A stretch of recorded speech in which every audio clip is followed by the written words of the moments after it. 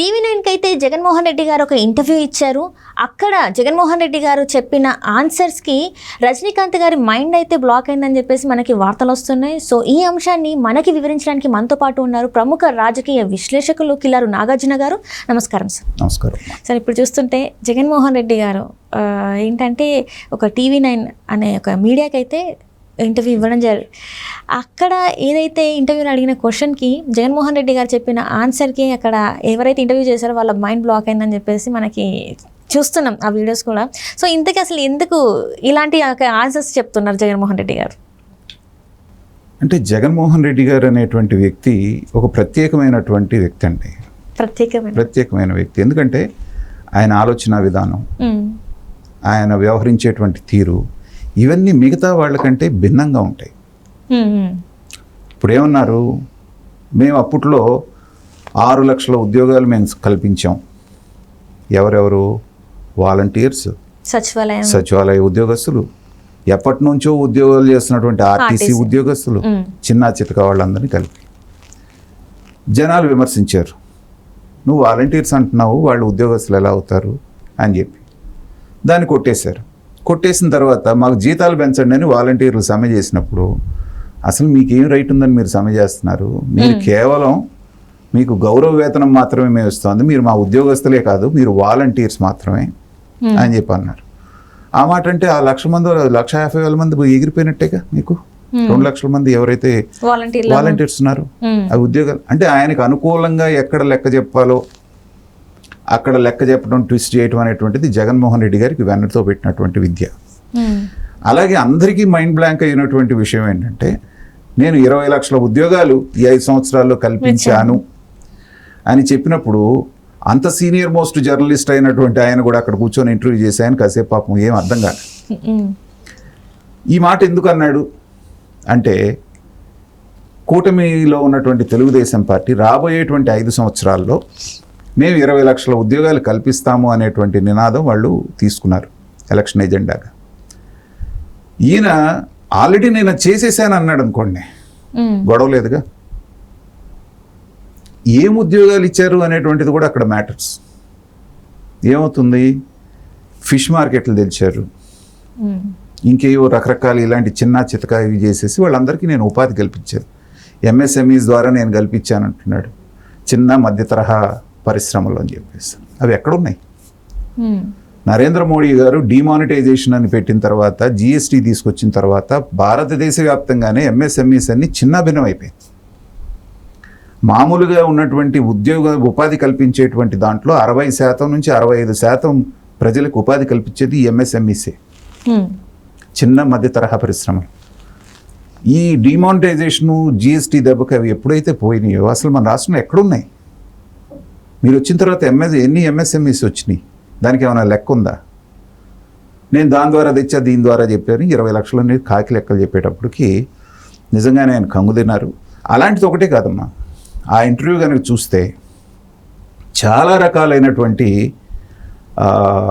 భావాలు జగన్మోహన్ రెడ్డి గారివి ఆశ్చర్యకరమైనటువంటి బయటకు వచ్చినాయి. షర్మిల గారికి మీరు పదవి ఎందుకు ఇవ్వలేదంటే, ఒక కుటుంబం నుంచి ఒక జనరేషన్లో ఒకరు మాత్రమే ఉండాలంట. అంటే మీ నాన్నగారిది మీరెందుకు తీసుకున్నారంటే జనరేషన్ మారిపోయింది కదా అని చెప్పొచ్చు. మరి బొత్స గారి ఫ్యామిలీలో 4-5 టికెట్లు ఇచ్చారు కదా, పెద్దిరెడ్డి ఫ్యామిలీలో కూడా ఇచ్చారు కదా, మరి అది వేరే ఫ్యామిలీలో, మా ఫ్యామిలీలో కాదుగా. అంటే ఈయన రాష్ట్ర అధినేత కదా, రాష్ట్రాన్ని పాలించేటువంటి వాళ్ళు పార్టీ అధినేతల్లో అది ఉండకూడదు ఆయన చెప్పే భాష్యం. మరి రాజశేఖర రెడ్డి గారు పనిచేస్తున్నప్పుడే, రాజశేఖర రెడ్డి గారు చీఫ్ మినిస్టర్గా ఉన్నప్పుడే వాళ్ళ తమ్ముడు ఎంపీ, ఆ తమ్ముడిని రాజీనామా చేస్తావా లేదని కొట్టి మరి చిన్నాన్ని నువ్వు ఎంపీ పదవి కావాలన్నప్పుడు సోనియా గాంధీ గారు అడ్డం పడ్డారు. తర్వాత మళ్ళీ నువ్వు ఎంపీ అయ్యావు, చక్రం తిప్పావు. మరి అప్పుడు దాన్ని నెపోటిజం అంటారు. నెపోటిజం అంటే అర్థం ఏంటి? తండ్రి దగ్గర నుంచి వారసత్వంగా వచ్చేదాన్ని నెపోటిజం అంటారు. అంతేగాని అన్న తీసుకొచ్చి చెల్లిని తీసుకొస్తే దాన్ని నెపోటిజం అంటారా? అన్నా చెల్లి ఒక పార్టీలో ఉండి, ఒక ఈయన సీఎం అయి ఉండి ఆవిడ ఎంపీ అయితే దాని కొత్త భాష్యం చెప్తున్నాడు ఆయన. కాబట్టి ఇంట్లో తరానికి ఒక్కళ్ళు మాత్రమే రాజకీయాల్లో ఉండాలి అంటే ఇప్పుడు నెక్స్ట్ తరమైన వాళ్ళ పిల్లలు రాజకీయానికి రావద్దా? రాజకీయాలకు రావద్దా? షర్మిల పిల్లలో లేకపోతే ఈయనకు వచ్చేటువంటి ఈయన పిల్లలో మాత్రమే రావాలి. ఇప్పుడు వాళ్ళు కూడా సేమ్ జనరేషన్ అవుతారు కదా, అంటే ఆ ఫ్యామిలీ నుంచి ఈ ఫ్యామిలీ నుంచి ఒక్కరే రావాలా మరి తన అన్న ప్రకారం? అంతే, ఇప్పుడు అన్న చెల్లెళ్ళు వీళ్ళిద్దరు, వీళ్ళ నెక్స్ట్ జనరేషన్ అంటే వాళ్ళ పిల్లలు కదా, వాళ్ళు రావచ్చు ఈయన భాష్యం ప్రకారంగా. సో ఒక్కళ్ళు మాత్రమే రావాలి, మిగతా వాళ్ళందరూ కాళ్ళు అరిగేలాగా మోకాలు సర్జరీలు చేయించుకొని సుదీర్ఘమైన పాదయాత్రలు చేసి వీళ్ళు ఈయన్ని పల్లకి ఎక్కించాలి. పల్లకి ఎక్కించి ఈయనున్నంత కాలం వాళ్ళు పల్లకి మోయాలి. ఇలాంటి భావజాలం కలిగినటువంటి వ్యక్తి ఎన్టీ రామారావు గారు ఎప్పుడో 84లోనే స్త్రీకి సమాన హక్కు తీసుకొచ్చాడు ఆస్తిలో. అలాంటి అక్కడి నుంచి దాదాపు మనం 40 సంవత్సరాలు యువతలకు వచ్చిన తర్వాత కూడా నేనొక్కడనే రాజ్యాధికారం చేయాలి మా ఇంట్లో నుంచి, మిగతా ఎవ్వరు కూడా నాకు పోటీ రాకూడదు, మిగతా వాళ్ళు కావాలంటే పోయి వ్యాపారాలు చేసుకుంటే నేను సపోర్ట్ చేస్తాను వాళ్ళని, అంతేగాని రాజకీయాల్లోకి రాకూడదు అనేటువంటి ఫ్యూడల్ మనస్తత్వం ఏదైతే ఉందో, ఆ నెపోటిజం అనేటువంటి ముసుగులో తనకి ఒక రకమైనటువంటి అభద్రతా భావం.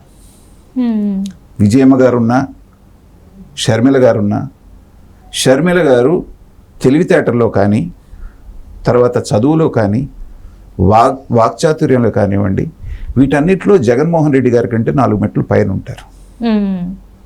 జనాల్ని కలుపుకెళ్ళేటువంటి విషయంలో కూడా రాజశేఖర రెడ్డి గారి లక్షణాలు ఆవిడ దగ్గర ఎక్కువ ఉన్నాయి.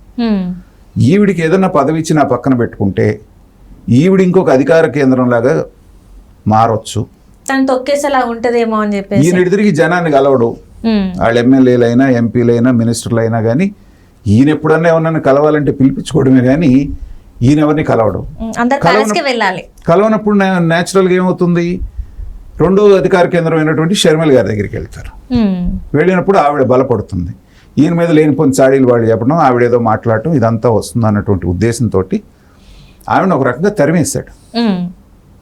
ఆస్తి అడిగినా ఇవ్వలేదు, అధికారంలో భాగం పాపం అడగలేదని ఆవిడ చెప్పినా కానీ ఎక్స్పెక్ట్ చేసి ఉంటుంది కదమ్మా. ఇప్పుడు ఇంత సుదీర్ఘమైన పాదయాత్ర చేసినప్పుడు ఒక ఎంపీ పదవి ఆశించరా?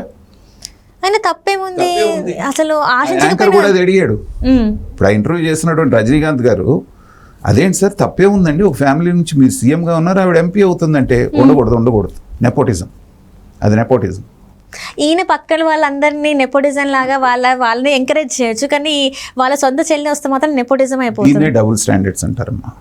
ఎందుకంటే నీకు కాదు, సొంత తల్లిని కూడా ఆయన పూర్తిగా నమ్మలేదు. జీవితకాలం అధ్యక్షుడిగా ఉండాలని చెప్పేస్తున్న ఉద్దేశంతో ఆవిడతో రాజీనామా ఏ పద్ధతిలో చేయించాడో మనం చూసాం.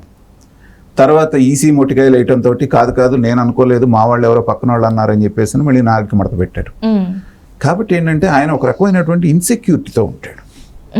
తర్వాత మీరు ఇంటర్వ్యూ చేసేటప్పుడు ఒక మనిషిని ఎప్పుడైనా గమనించండి, అతను మాట్లాడేటప్పుడు అతని బాడీ లాంగ్వేజ్ గమనించాలి మీరు. ఎదుటి వ్యక్తి ఎవరైతే అడుగుతున్నారో వాళ్ళ కళ్ళల్లోకి సూటిగా చూసి మాట్లాడుతున్నాడు అంటే ఏంటంటే ఆయనకి ఏ రకమైనటువంటి దాపరికాలు లేవు, అతను ఏ రకమైనటువంటి అబద్ధం ఆడకుండా నిజమే చెప్తున్నాడు అనేటువంటిది అక్కడ ప్రస్ఫుటం అవుతుంది.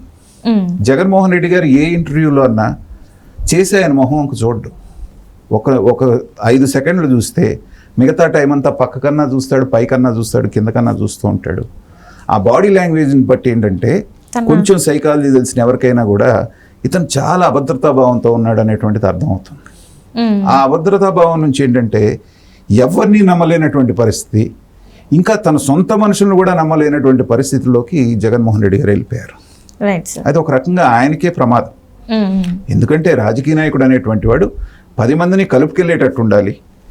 ఎవరైనా ఎదురు తిరుగుతున్నా లేకపోతే అసంతృప్తితో ఉన్నా దగ్గరికి పిలిచి బొజ్జగించేటువంటి శక్తి సామర్థ్యాలు ఉండాలే కానీ మనుషులను దూరం చేసుకుంటూ పోతే చివరికి మీరు ఒక్కళ్ళే మిగులుతారు.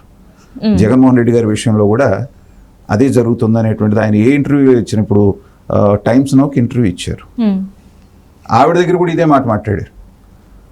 షర్మిలకి ఇవ్వడానికి లేదు, ఒక్కళ్ళకే ఉండాలంటే ఆవిడ బిత్తరపోయింది. ఏం మాట్లాడుతున్నారు మీరు అన్న. కాబట్టి ఇలాంటివన్నీ ఏంటంటే ఆయన మనస్తత్వాన్ని తెలియజేస్తాయి.